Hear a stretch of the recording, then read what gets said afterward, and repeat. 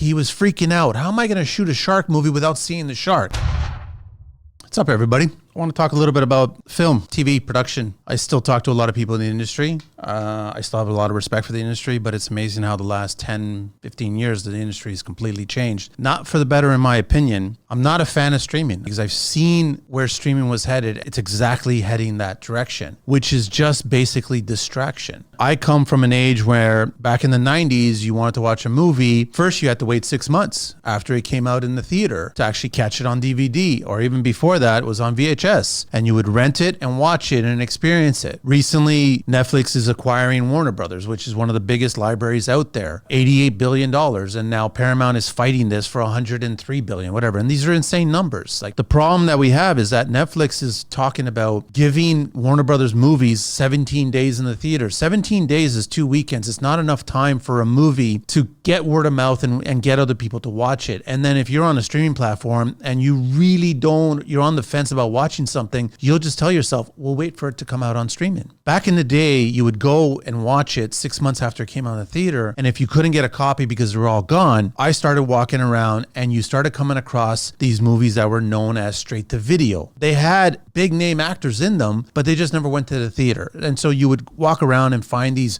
straight to video movies and you would take a chance. And trust me, 99% of the time, the chance was shit. It was garbage. It was crap. But every so often you would find a gem. And I mean, one off the top of my head is like this movie called Amongst Friends. It's a good movie. It is straight to video, but it's a good movie. My point about this whole straight to video thing is that Netflix has become a straight to video platform. I came back onto Netflix for 1 month because I wanted to watch The Rip. I'm a fan of Joe Carnahan, who wrote and directed The Rip. I think the premise is great. What I don't like, you can clearly watch this movie, and if you're not doom scrolling, not Amazon shopping, not distracted at your home, and you're paying attention to the movie, you're force-fed the plot. You're force-fed the repetitive dialogue to remind you, because you are, in their minds, you're doing a bunch of other things. You're not focusing on the movie itself, which is going to affect storytelling. So The Rip could have been so much better if it was just focused on the story. We could have got so much grittier between the two main characters. Even though Matt and Ben did an amazing job because of their friendship, they would have been so much more insanely grittier because that was the premise of the movie. You weren't sure on who was corrupt and who wasn't. By watching it and being reinforced and force-fed all this other shit over and over and over, you already figured this shit out after the first act. 30 minutes into it, you already know it. And I'm like, it's unfortunate. Back in the day,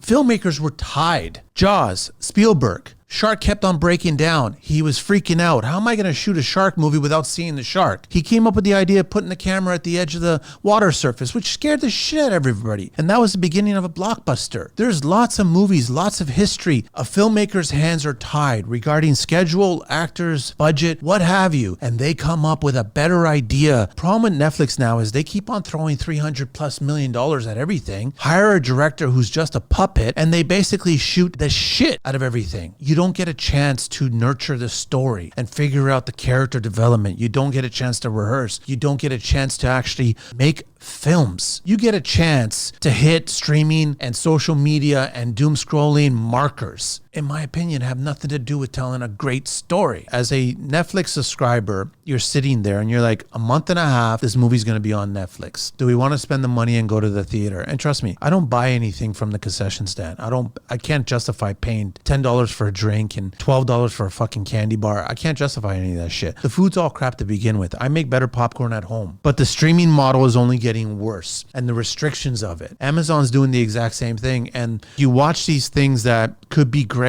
and they're good. They're okay, and then they're forgetful. They're straight to video. The biggest problem I have about Netflix is library. You can't get a physical copy unless you actually steal it online somewhere. I buy physical copies of music, movies, because I respect the artists and what they put into that. When you buy these movies, you get a director and an actor's commentary. You get behind the scenes footage. You get little documentaries about how things were made, critical steps, and why stories unfolded the way they were. They basically become film school for the next generation. With Netflix, you only get to watch it online and that's it. And then they pull it whenever they want to pull it. And if you want to try to watch it again, you can't. That's not a good model, man. That's not a good model. model. That's why I'm not a fan. And of course, I'm leaving Netflix because there's nothing else to watch. I've watched a series of other things that they've put on. Fuck, they're bad. They're worse than a lot of the other straight-to-video back in the 90s. Telling a story is really important. And the way that story is shared is also very, really important.